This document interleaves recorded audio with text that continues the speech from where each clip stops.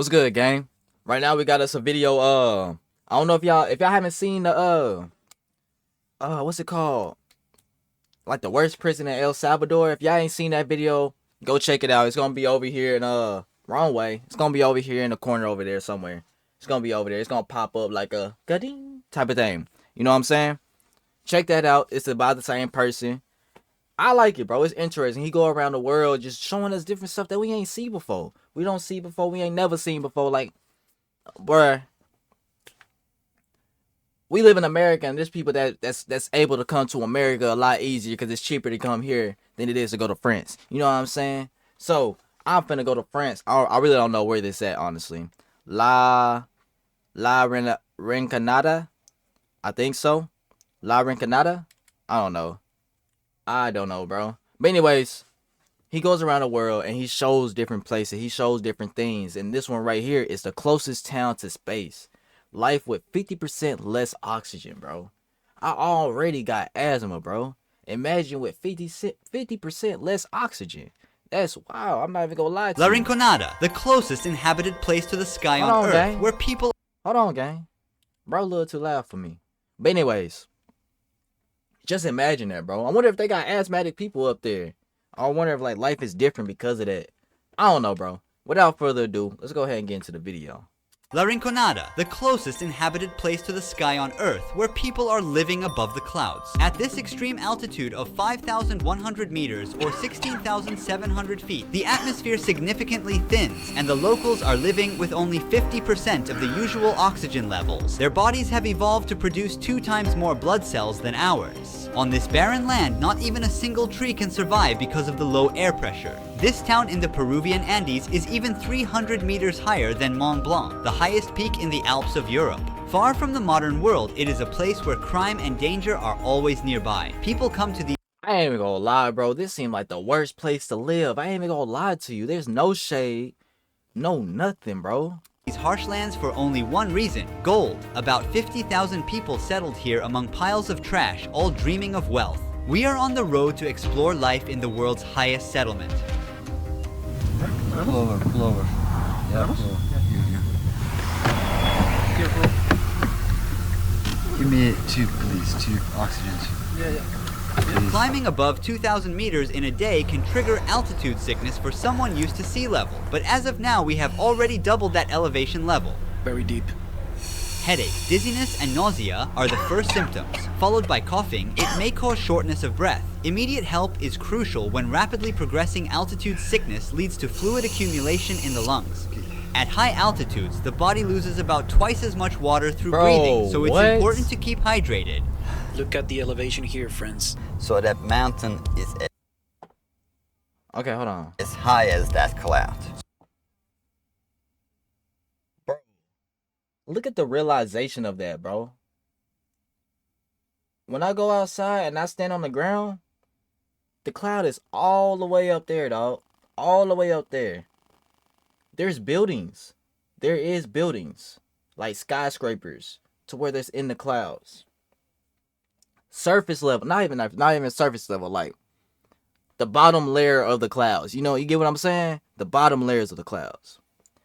That's the top of the mountain. Top of the mountain. And it's lined up on top of the clouds. And that's not even the highest point of a cloud. That's still not the highest point. But it's still no, bro. And So people we're living gonna on go this? above the clouds. Don't worry about us, we're fine. We're gonna inhale these as the altitude rises. Nothing happens to people from here. They have an adaptation to this situation. Atmosphere layer gets thinner. And If you've been injured, I ain't even gonna lie, bro. How can you do something like how can you live like this, bro? Not even in a bad way. it Like, makes it harder to inhale the oxygen. But we will get used to it. The place we're heading to is a mining town. Deadly chemicals like cyanide and mercury used in gold processing have contaminated the soil and agricultural water in the settlement. Before starting the journey, we also packed plenty of food and clean drinking water. We're born here. We are adapted to this elevation. The normal oxygen level in blood should be between 95 and 100%. Below 80%, vital organs become negatively affected. I'm trying to normalize my current 72% level with oxygen, but it's a temporary solution as we're going up higher every minute. The town is literally surrounded by tons of waste stretching for miles. Nature has given place to piles of garbage. The moment we arrived, a sickening odor hit me suddenly. We are at our hotel in La Rinconada. Our guide is setting up the oxygen tank for us. What is the name of this hotel? Cielo means sky. You use the oxygen tank for 5 minutes first, and after a little break, and another 5 minutes. You need time. Rest a little bit to adapt your body to this elevation. When I got out of the car, I felt dizzy. I was like going to fall. Very normal. Crimes, especially stabbings and theft, are quite common here. That's because insane, locals bro. typically keep their cash and gold with them as there are no banks available. We're teaming up with 2 police officers to keep us safe while we're filming. They are undercover police and they will follow us everywhere we go. They are undercover police, but ain't nothing covered. You know what I'm saying? How that make sense? Marco directs us to coca leaves as he thinks it's a remedy to avoid getting altitude sickness, a traditional habit And here. also coca leaves there. Coca leaves. I think they're consuming this for altitude sickness. They chew 3 or 4 leaves on one side of their mouth. These leaves, which are illegal in most countries, produce a kind of numbing effect that helps users relax. It's good for almost everything. Maybe one of the police officers can carry this. We leave a busy and tiring day behind, and we will explore the town the next day. We are in the center of La Rinconada at sunrise. The police officers are by our side. The surroundings are full of local cafes, markets, and people. Even though I just woke up, my body feels dead tired, like it hasn't rested in days. That's insane. Walking is hard with the dizziness and nausea. The dry air gives me a sore throat and chapped lips. As the night gave way to daylight, piles of garbage in the side streets became more visible. Even though it's summer and we are close to the tropics, the ground is frozen. In this place where the nighttime temperatures drop to -10 degrees Celsius, people are living in metal shacks without electricity or heating. No kitchens or bathrooms in these houses, and thousands of people have to use the same public toilets and baths for their personal needs. How do people live like this, dog? Like, bro, I understand, like, you know, trying to get gold and stuff like that, but these folks here, like, I understand some of them are probably older or younger, because I'm pretty sure, like, 10-year-olds, they're probably not going looking for gold and stuff like that, so they're probably working in the shops with, you know, abuelita and abuelito. I don't know if I said it right, but grandma, grandpa, you know, type shit, you know, all that type of thing. They probably working with the older people who can't really work in the mountains and stuff like that. That's not healthy enough to do stuff like that. But dog, bro, this is not a public restroom for hundreds of, not even gonna say hundreds of thousands, but for thousands of people, bro. There's at least thousands of people here and they have a public restroom like it's a gym. You get what I'm saying, bro? Like a web over the town, these hoses carry water from the glaciers above to the center.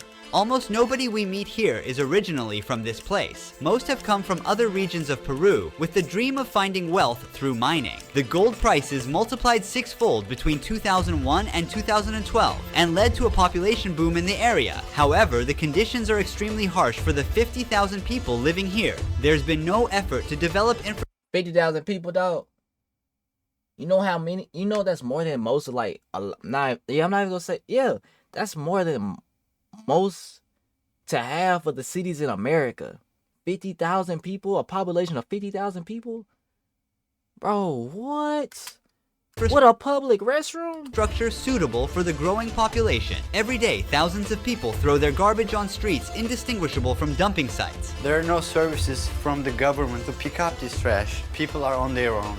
The most terrifying problem is the lack of a sewage system. Wastewater flows openly through the streets as it is. This soccer field does not consist of real grass. It's all artificial because trees and other plants cannot survive at this altitude. The town is located around the mountain called La Bella Durmiente, meaning sleeping beauty. Can you see here the face and the body? It's a lady. She's sleeping here. The shape of the mountain. The town blends into the sky with its chaotic gray structures. Every morning, workers walk for kilometers uphill to reach the mines. Filled with dangerous gases, the working conditions inside these tunnels are extremely tough. La Rinconada is also called the Devil's Paradise. This is because it's a town ruled by illegal companies that control the mines. There are signs near the tunnels that order to shoot those who enter without permission. No matter the warnings, we are determined to get inside these mining tunnels. Well, we'll try to see how they work. Our friends, they said, probably we can get very close. Can you see the lady there? The lady?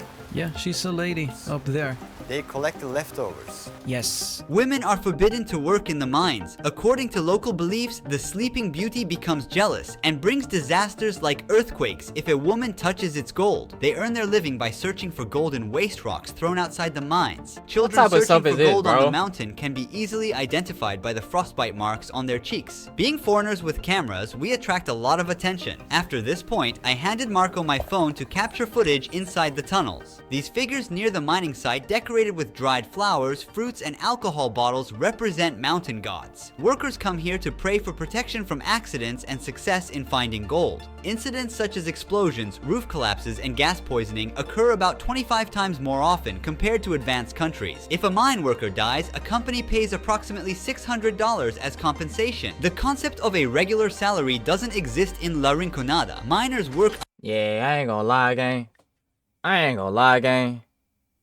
My life worth more than $600, though. Like, you know what I'm saying? You know what I'm saying? Like, my life worth more than $600, you know what I'm saying? Like, if I find gold, that gold gonna be $800K. So, how is gold more valuable than me? I found it. If you needed me to find it, you needed me to find it. Under an outdated and illegal labor system called cachorreo. They work for the company without pay for the whole month and then get one day to work only for themselves, taking home the gold they find as their salary on that day. Depending on the success of the cachorreo day, they may earn a significant amount or even end up working for free, so their income is theoretically determined by luck. However, the miners try to minimize this uncertainty by sometimes pocketing good-looking stones or hiding them in some secret spot for the cachorreo day. My oxygen level is now at 65%, way below the normal 95 to 100%. So I breathe super fast. My heart rate is like over 120, while it should be between 80 to 100. Right now, a local is checking his oxygen level. His results are way better than mine. 82% oxygen and a pulse of 97. I can no longer stand. I'm going back to the hotel to get some oxygen. I'm keeping my coat on to stay warm as there's no heating. Now we're gonna wait a few hours to explore the city's dangerous nightlife and talk with some mine workers. While I'm resting, you should know the true cost of the gold. Each ring containing 8 grams of gold generates approximately 20 tons of waste during production. At the top of the mountain, an acid mine lake was formed because of the rocks which are extracted with gold. These rocks, high in iron sulfate, undergo oxidation when they come into contact with water and air, resulting in this deep red color. People living by the stream grow their crops and raise their animals with water contaminated by mercury and cyanide. The average lifespan of the locals living here is only 35 years, but chemicals aren't. YouTube Premium is ad. You see what I'm saying? Ain't nothing good about this place. That the lifespan is cut in half. You don't get no. Sis, you trying to kill her? Anyways, you don't get like 35, dog. Come on, man. I forgot to cut the sound off.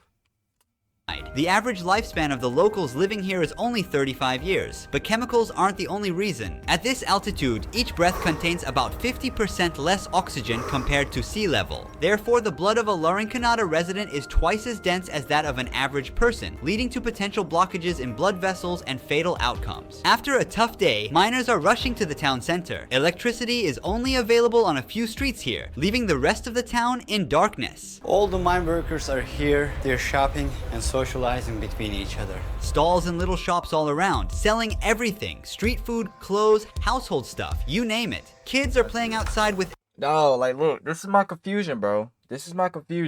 Bro said most of these places do not have a kitchen, bathroom, etc. So how is this food? What's going on? Like, I know we got grills, I know we got stuff like that, but like, bro, these look like restaurants. These look like businesses. I know they're not big on restaurant, but like, come on, dog. Like, this don't make no sense, bro. Without electricity, most of the places don't even have electricity either. Endless energy until late at night. Oh, los argentinos. How old is he? 12. Is there only primary or also secondary school?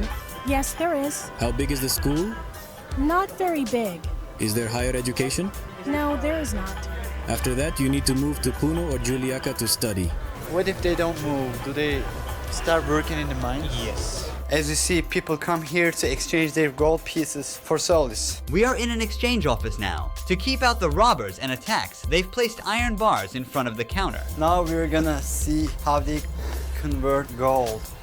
Let me catch my breath, man. The ore you see is the result of a worker's hard labor spent throughout the month. Right now, the gold is in an amalgam with mercury, and heat treatment will be applied with a blowtorch to separate the two metals. For every gram of gold, about 2 grams of mercury evaporate and mix into the atmosphere. What is the hardest part of doing this job?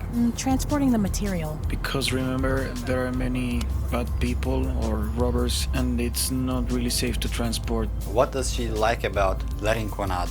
Mostly there's nothing good because, as you can see, everywhere is contaminated. Well, you can earn a good income. Above the national average. That's why people come here. Different herbal tea mixtures are That's also crazy, consumed to bro. reduce symptoms like headaches and fatigue.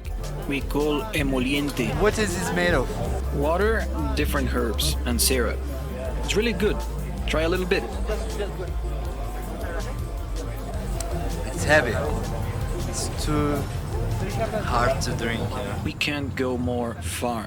To there is no more electricity, no more lights. And it's better to stop here. Most miners spend their hard-earned money on alcohol and nightlife on these streets. If the living and working conditions do not kill a person, then a knife or AIDS does. Nightclubs are the most dangerous spots in La Rinconada. You see what I'm saying? There's nightclubs here. She got on heels, short skirt and everything.